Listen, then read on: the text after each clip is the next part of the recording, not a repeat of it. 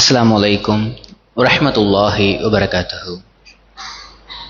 எல்லாம் வல்ல இறைவனின் நல்லடியார்களே, அந்த இறைவனினுடைய சாந்தியும் சமாதானமும் நம் அனைவரின் மீதும் என்றென்றும் நின்று நிலை பெறட்டுமாக. தினம்தோறும் மஹ்ரிப் தொழுகை முடிந்ததற்கு பின்பாக ஒரு சில நபி மொழிகளையும் அந்த நபி மொழிகளுக்கான விளக்கங்களையும் நாம் தொடர்ந்து அறிந்து வருகிறோம். அந்த அடிப்படையில் தற்பொழுது சஹீஹுல் முஸ்லிமில் 3499வது எண்ணில் பதியப்பட்டிருக்கிற செய்தியையும் அது தொடர்பான ஒரு சில விளக்கங்களையும் இன்ஷா அல்லாஹ் இன்றைய தினம் அறிய இருக்கிறோம்.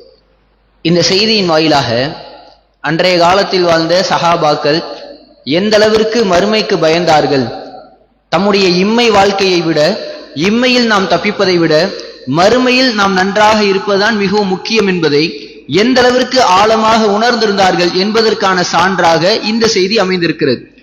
இந்த செய்தி யாரை பற்றிய செய்தி என்றால், மாயிஸ் இப்னு மாலிக் ரலியல்லாஹு அன்ஹு, ஒரு சஹாபி, மிகப்பெரிய தூய்மையான ஒரு சஹாபி.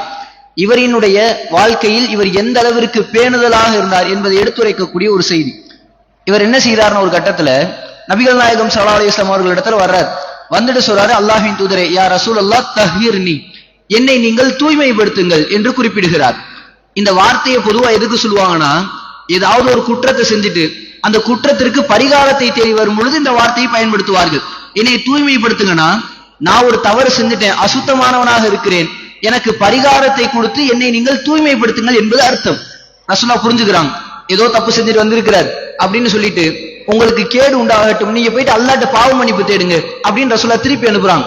மிகப்பெரிய குற்றம்லாம் செஞ்சிருக்க மாட்டார், நீங்க செஞ்சிருக்க மாட்டீங்க, போய் அல்லாஹ்ட்ட பாவ மன்னிப்பு தேடுங்க. அவர் போயிடுறார்.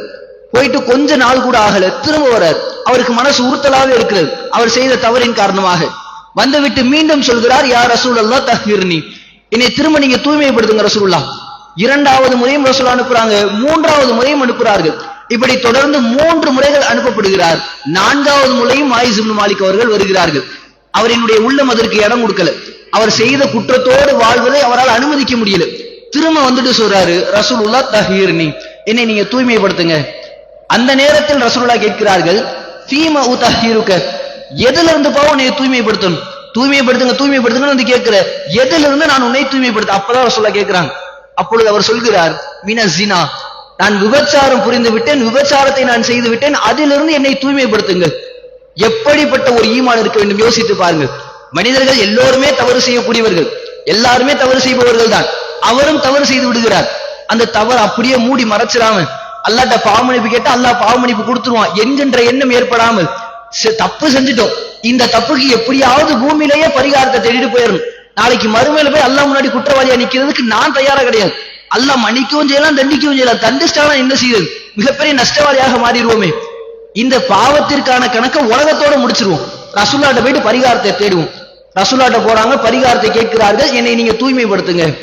அவர் விபச்சாரம் செஞ்சுட்டேன்னு சொன்னோன்னா ரசூலுல்லாஹ் என்ன சொல்றாருன்னா, விபச்சாரம் செஞ்ச நபர் இப்படி வந்து கேட்கிறாரு என்று சொல்லிவிட்டு, என்ன உங்களுக்கு பைத்தியம் ஏதாவது பிடிச்சிருச்சா இப்படி வந்து சொல்லிட்டு இருக்கீங்களே, இல்ல நீங்க மது அருந்திருக்கிறீங்களா இப்படின்னு ரசூலுல்லாஹ் கேட்கிறாங்க. ஏன்னா பொதுவா யாருக்குமே இந்த ஒரு மனம் வராது, வந்து கேட்கக்கூடிய ஒரு மனம். அதனால ரசூலுல்லாஹ் அப்படி கேட்கிறார்கள். கேட்டதற்கு பின்பாக மாயிஸ் ஒப்புக்கொள்கிறார், நான் விபச்சாரம் செஞ்சுட்டேன், என்னை தூய்மைப்படுத்துங்க. அவர் எந்த அளவுக்கு உறுதியா இருக்காங்க பாருங்க. 3 முறை ரசூலுல்லாஹ் திருப்பி அனுப்பிய போதும், நீங்க எத்தனை தடவை வேணா திருப்பி அனுப்புங்க, செய்த குற்றம் உள்ள உறுத்திக்கிட்டே இருக்கு. எப்படி இந்த குற்றத்தோடு போய் அல்லாஹ் முன்னாடி நிக்கிறது, ஒரு பாவியா போய் நின்றுவோமே. மீண்டும் மீண்டும் ரசூலுல்லாஹ்ட்ட வராங்க, மீண்டும் மீண்டும் கேட்டுக்கொண்டே இருக்கிறார்கள். நபிகளார் இறுதியாக கல்லெறி தண்டனை நிறைவேற்றுகிறார்கள். திருமணமான ஒருவர் விபச்சாரம் புரிந்து விட்டால் அவருக்கான தண்டனை கல்லெறிந்து அவர் மரணிக்கின்ற வரைக்கும் கல்லெறியப்பட வேண்டும். அவர் இழுத்து செல்லப்படுகிறார். எல்லா சஹாபாக்களும் கல்லெடுத்து எரிகிறார்கள். அவர் நின்று கொண்டே இருக்கிறார். யோசிச்சு பாருங்க, ஒரு சின்னதா ஒரு கல்லு நம்ம காலில் குத்திட்டாலோ இல்ல நம்ம தலையில பட்டுட்டாலும் மிகப்பெரிய ஒரு வலியும் வேதனையும் ஏற்படுத்தும். ஒட்டுமொத்த சஹாபாக்கள் நின்று கல்லை எரிந்து கொண்டே இருக்கிறார்கள்.